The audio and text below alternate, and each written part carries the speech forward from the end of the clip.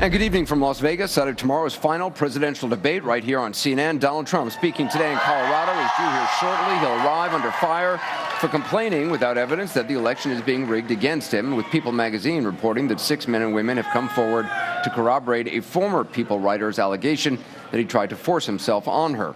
Hillary Clinton hit town under new scrutiny over her State Department emails, as well as something completely different. Video emerging of a group of pro-Clinton political operatives talking about stirring up trouble and provoking violence at Trump rallies. The video comes from Project Veritas, brainchild of James O'Keefe, who's got a less than stellar reputation for accuracy. However, some of the things you'll hear on the tape are certainly hard to ignore. Enough we're learning for one person to be fired so far, another to resign. A lot of questions being asked about the recording. Senior investigative correspondent Drew Griffin tonight has the story. The undercover videos produced by discredited conservative activist James O'Keefe suggest it was Democratic operatives, hired political activists, working in coordination with the DNC to instigate violence and incite reactions at Trump rallies. And in one of the undercover videos, Scott Fovel, a subcontractor for a DNC-hired firm called Democracy Partners, supposedly explains just how he does it. There's a script. Okay. There's a script of engagement. Sometimes the crazies bite, and sometimes the crazies don't bite. When they're outside the rally, they're more affected out. They're harder to get in. The media will cover it no matter where it happens. I assume it's always in the rally. Initiating the conflict by having leading conversations with people who are naturally psychotic. I mean, honestly, it is not hard to get some of these assholes to pop off. Right.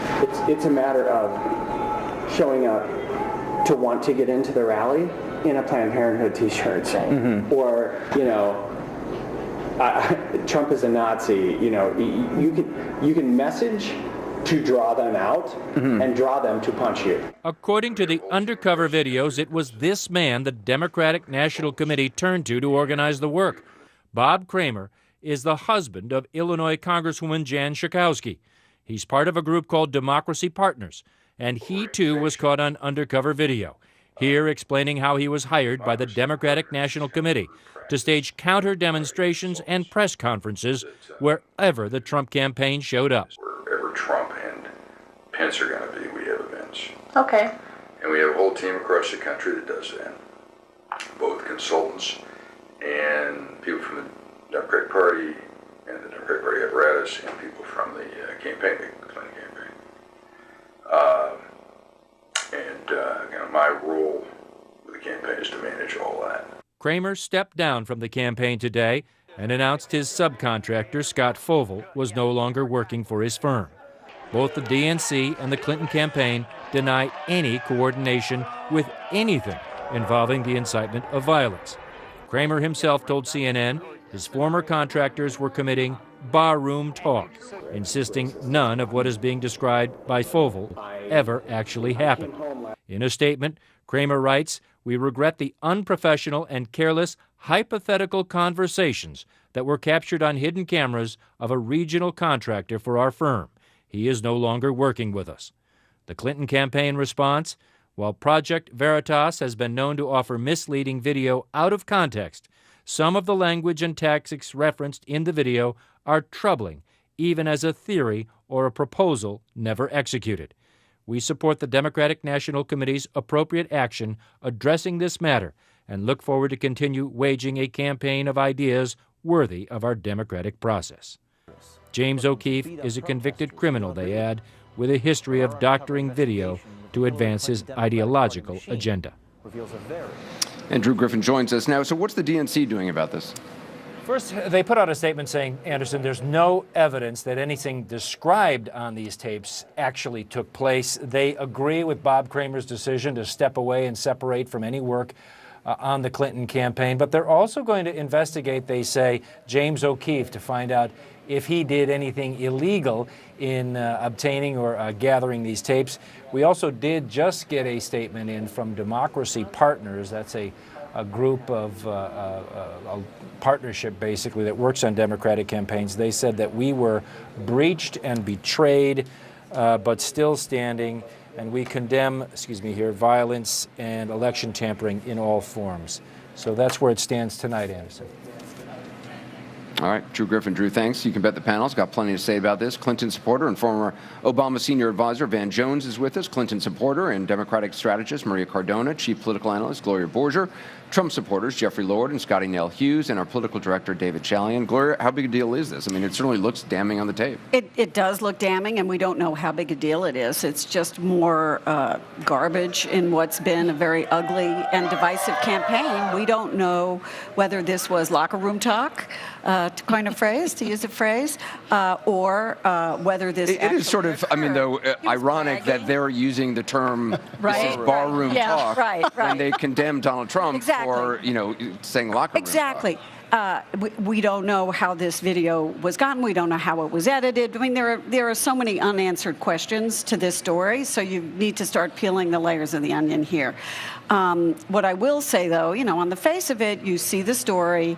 It first appears in Breitbart. It confirms an existing negative narrative. If you are so disposed to believe that the Clinton campaign is dishonest, et cetera, it will do that. I think, however, this is a story that needs a lot more reporting on it, and the tape is quite disturbing, honestly. Jeffrey, I mean, as a Trump supporter, you hear these people talking about, you know, I'm not surprised. Egging people on and fomenting violence. Yeah, I'm not surprised in the least. As a matter of fact, I said some version of this months and months ago without knowing about this, and said, this is what the American left historically does. They do things like this. The whole Chicago riots in 1968 were based with these kind of provocations.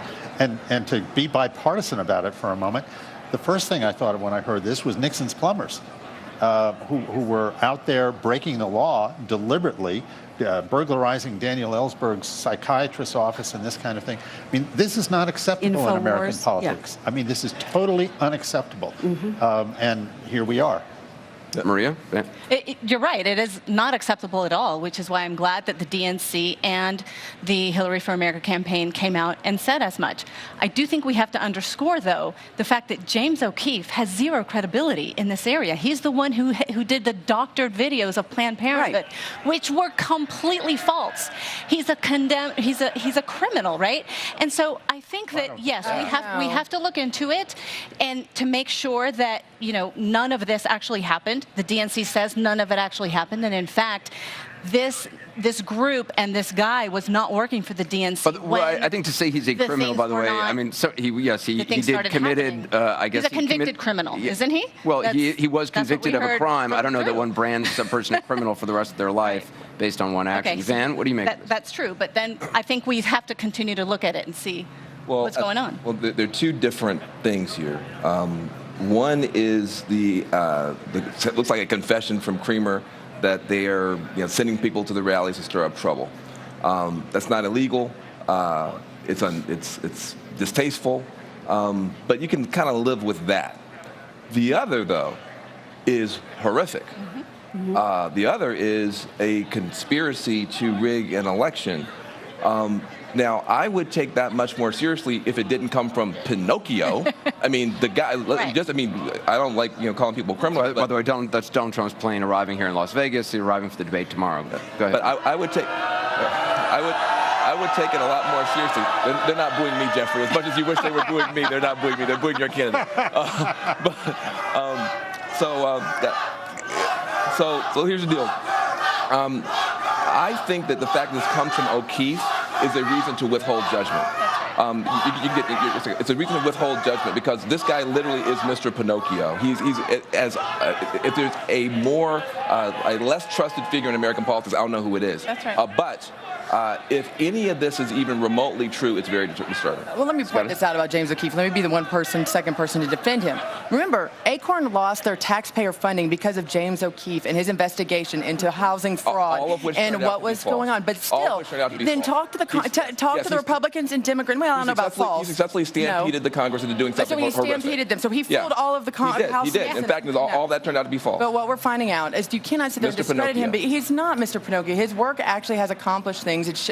I'm sorry that it doesn't fit your narrative that Trump supporters are horrible and they're for violence. It actually shows that, once again, they were instigated. That the whole year we've been demonized, saying that we are just the ones that are causing all this violence at our rallies. And this just proves, like the Chicago rally, like it proves about the woman with COPD, that they were sent in to instigate. It wasn't necessarily to be a part of the democratic There's no process. proof that any of it happened. Yeah, well, there it is. They claim it right here. They had no reason on secret tape to lie about it. Well, by the way, that's like saying Donald Trump had no reason to lie about, molesting women on a tape to Billy Bush. It's a completely different thing. This is a conversation with one other. No, okay. Well, this is much worse. But there is a certain amount of hypocrisy. I mean, either you can believe Donald Trump was bragging about something he didn't actually do. You can believe these people on a tape were bragging about something they didn't do to make themselves more important. I'm not saying they did. I don't know who's right and who's wrong in this, but it's strange to say one person's bragging, one demonized one person, one demonized an entire movement. Trump supporters have been made out to be the most evil people, and that's not right. It's not fair. They're the most peaceful. But listen, go ahead, David. Not by their own obviously, to your point, even the hypothetical was serious enough that the Clinton campaign came out to reject that in their statement. They wanted to make that clear. I do think you can hear in Scotty's comments, this is going to give a lot of energy and juice and comfort to Trump supporters because the media covered so much of the violence at Trump rallies really extensively. And so now that they have something, Trump supporters have something now to hang on to say, hey, this wasn't just some natural phenomenon. Which, by the way, was an allegation being made by Trump supporters on our air at the time, saying this, and I think even Donald Trump. And it's a big energy boost for Trump supporters. Jeff, you get your shot, but I don't think that saves you. Look, people have to take responsibility for their own actions. If somebody goes to a Hillary Clinton rally and says Hillary Clinton is the B word, and then somebody punches that person, the person who did the punching has to take responsibility. People get provoked all the time. It's the real world. And you're sounding more and more like me every day. This is great, a conversion on air. But here's the thing. The DNC says that they have no evidence to suggest that the activities articulated in the video actually occurred. That's right. That's where the reporting has to come in because you have to match it. Laura, you know where this is going to lead, don't you? No, I don't. A congressional investigation at some point. Well, we hope Are you so, calling actually. Jason Chaffetz? We hope so, because part of what the DNC said is that they are looking into James O'Keefe and whether everything that he did, not so above board. And by the way, huge connection between James O'Keefe, Breitbart, Steve Bannon, Roger Stone. So again, because once again, you're blaming us. You're blaming and demonizing us. That narrative does not work. Trump supporters love this. This is going to do nothing to change minds. Well, that's the thing. This just proves this idea that whether you want to talk about media bias, whether you talk about pundit bias, that you're all out there. You guys are the ones talking about media bias. Right let her finish. Let her finish. Right now, you have Trump supporters that say, I want to vote for Mr. Trump in these polls, but I'm afraid to say it. You saw on Friday, you saw a line of cars at Trump-Pence rally be completely vandalized. You saw a firebombing on Saturday night of a Republican headquarters that had Trump-Pence signs. Exactly. This goes against the narratives that the Democrats are trying to paint as Republicans, Trump supporters as deplorables. It doesn't work anymore. Let's take a quick break. There's a lot more to talk about, including this. Donald Trump, who just arrived here a moment ago, was